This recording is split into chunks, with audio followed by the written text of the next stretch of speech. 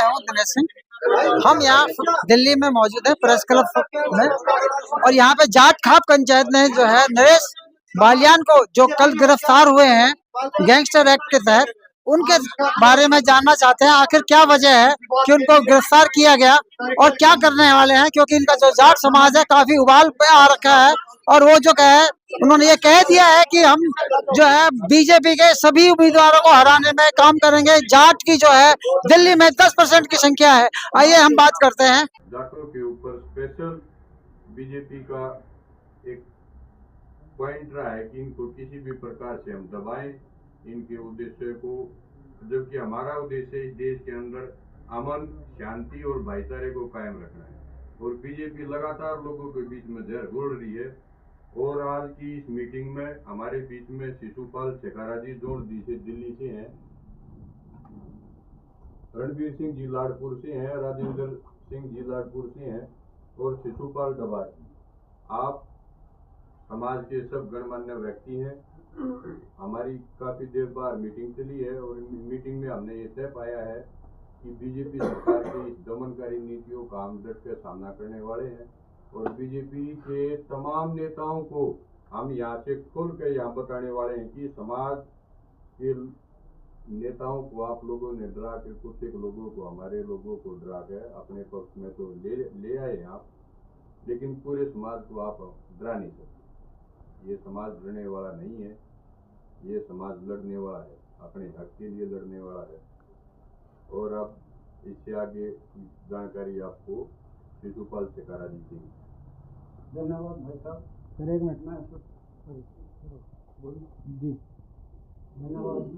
मैं सबसे पहले आप प्रेस वालों का हृदय से स्वागत करता हूँ, नमन करता हूँ कि प्रेस ही ऐसी व्यवस्था है लोकतंत्र में जो सब कुछ उजागर कर देती है, सच्चाई को उजागर कर देती है।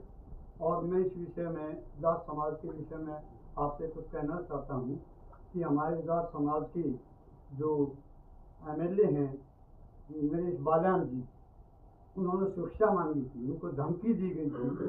तो मैं आपके माध्यम से कहना चाहता हूँ कि जाट समाज के अगर किसी एमएलए के खिलाफ जो कोई भी सरकार, बीजेपी की सरकार के अंदर में अगर ऐसा दुर्व्यवहार करेंगे, अगर उनकी मांगों को मानने में असमर्थ रहेंगे, तो हम जाट समाज एक ऐसा समाज है कि देश की आज़ादी में सबसे ज़्यादा कुर्बानी हमारे समाज ने दी है। तो हम अपनी आज़ादी को कायम रखना जानते हैं। और हमारे समाज के विरुद्ध, हमारे प्रतिनिधि के विरुद्ध जो कार्रवाई कर रही है बीजेपी सरकार, हम इसका पुरजोर विरोध करते हैं। और आने वाले चुनाव में हम इनको सबक सिखाएंगे, जिनसे उनकी गिरफ्तारी का हम पुरजोर विरोध करते हैं पूरे जाट समाज की ओर से। इसके अलावा मैं एक बात और कहना चाहता हूँ आपके माध्यम से कि हमारा जाट समाज एक ऐसा समाज है कि जो देश की आज़ादी के लिए, देश के लिए और अपने समाज के लिए इतना अड़ियल समाज है कि किसी हालत में पीछे नहीं रखता। हम लोकतांत्रिक ढंग से भी जानते हैं करना और ताकत से भी करना जानते हैं। अगर कोई लोकतांत्रिक ढंग से कोई हमारी बात नहीं मानता तो हमारी बात मानने के हमारे पास बहुत तरीके हैं। अब आने वाले चुनाव में अगर हमारे नरेश बालियान जी को, हमारे समाज के जो बहुत कर्मठ एमएलए हैं, उत्तम नगर से 2 बार एमएलए रहे हैं, ये हमारे समाज से है, हमारे समाज का प्रतिनिधित्व करते हैं, हमारी मांगों को देखते हैं, हमारे समाज की समस्याओं को समझते हैं, उनके खिलाफ अगर कोई भी कार्रवाई की गई और उनके केस वापिस नहीं लिए गए तो हमारा जाट समाज, पूरा दिल्ली का जाट समाज, पूरे भारत का जाट समाज इसका पुरजोर विरोध करेंगे। और आने वाले चुनाव में बीजेपी सरकार को एक ऐसा सबक सिखाएंगे, क्योंकि हम संगठित हैं और संगठित रहेंगे, ऐसा सबक सिखाएंगे बीजेपी याद रखेगी भविष्य में। तो इसलिए मेरा अनुरोध है कि इस बात को गंभीरता से लें और हमारे खिलाफ, एमएलए के खिलाफ किए गए जितने भी गिरफ्तारी है उसको तुरंत वापस लिया जाए और जो उनके खिलाफ जो उन्होंने रिपोर्ट दी है उनको कार्रवाई की जाए कि उनकी सुरक्षा का प्रबंध किया जाए। इन्हीं शब्दों के साथ मैं पुनः आपका सबका आभार प्रकट करते हुए पुनः आपको ये आपके माध्यम से ये चेतावनी देना चाहता हूँ अपने समाज की ओर से कि किसी भी प्रकार की अगर चुनाव से पहले इनको नहीं छोड़ा गया, इनकी गिरफ्तारी को रद्द नहीं किया गया और इनके खिलाफ जो मैंने रिपोर्ट दर्ज कराई है उनके खिलाफ अगर सख्त कार्रवाई नहीं की तो पूरा जाट समाज आने वाले चुनाव में बीजेपी सरकार के विरोध आंदोलन करेगा और इनको बुरी तरह से हमारा समाज हराएगा। भाई साहब, आपका नाम, पद और परिचय।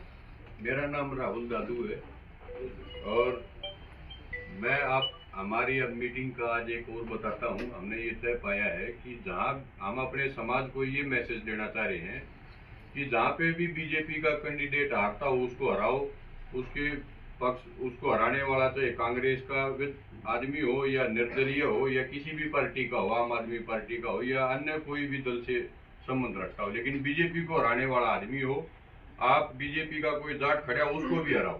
हमारी मीटिंग का, हमारे समाज का ये मैसेज अपने समाज के आखिरी आदमी तक पहुंचाने का और आप लोगों को यहाँ पर बुला के इस बात को यहाँ पर रखने का ये उद्देश्य इसलिए है क्योंकि हरियाणा में बीजेपी सरकार ने जाटों के नौजवान बच्चों का कत्ल कराया।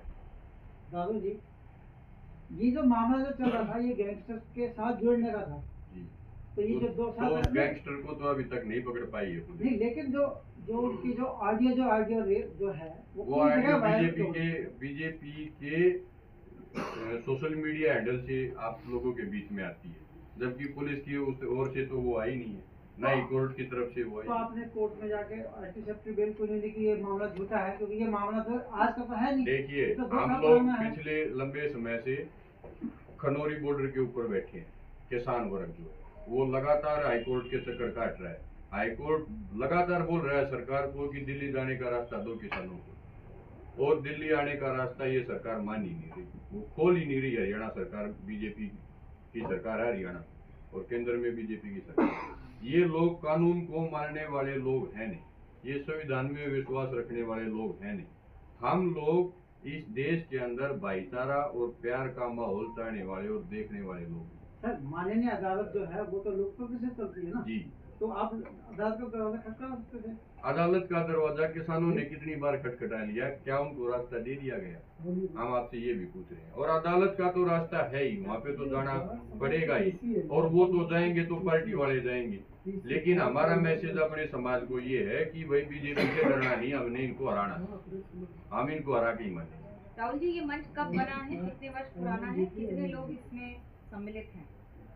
देखिए, मैं अपने बारे में जानकारी बताऊं, 2016 में जब जाट मूवमेंट हुआ था हरियाणा में, तो उस दौरान मेरे ऊपर 8 मुकदमे लगे थे और 6 मुकदमों में मैं बरी हो चुका हूँ। 2 मुकदमे मेरे ऊपर अभी भी पेंडिंग है। और इसी दिल्ली में आके कई बार सरकार ने ये बताया कि हमने सब मुकदमे वापस लिए, जबकि हकीकत ये थी कि हरियाणा के अंदर 32 नौजवानों की हत्या करी है इस बीजेपी सरकार ने, और फूट डालने के लिए अपनी जाट लोगों को सक्रिय कर दिया ताकि लोग जुड़ाव में ना रह सके।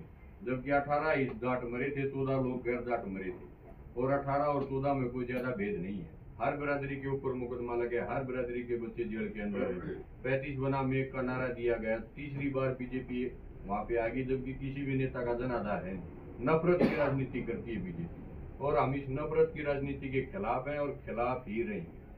सर, आप लोग विरोध कर रहे हैं, क्या लगता है कि आप लोगों के विरोध करने पर न्याय उनके साथ? हम विरोध नहीं कर रहे, हम अपने जायज मांगों को, जायज हकों की आवाज उठाते हैं। विरोध करती है बीजेपी, वो हम लोगों को बदनाम करती है, हम उनके आगे नहीं झुकते। तो हम नरेश बाल्यान जी के लिए ये प्राउड फील होता है कि वो झुके नहीं। वो अगर झुक जाते तो वो बीजेपी में शामिल हो जाते, तो उनको कोई भी जेल में, कोई ताकत जेल में लेके जाने वाली नहीं। अब वो नहीं गए तो उनके ऊपर झूठा मुकदमा लगा के जेल के अंदर डाल दिया। ये इस देश में याद रखने की पहली बात होगी कि पुलिस से प्रोटेक्शन मांगने वाले आदमी को जेल के अंदर कर दिया, वो ही गुंडा बना दिया।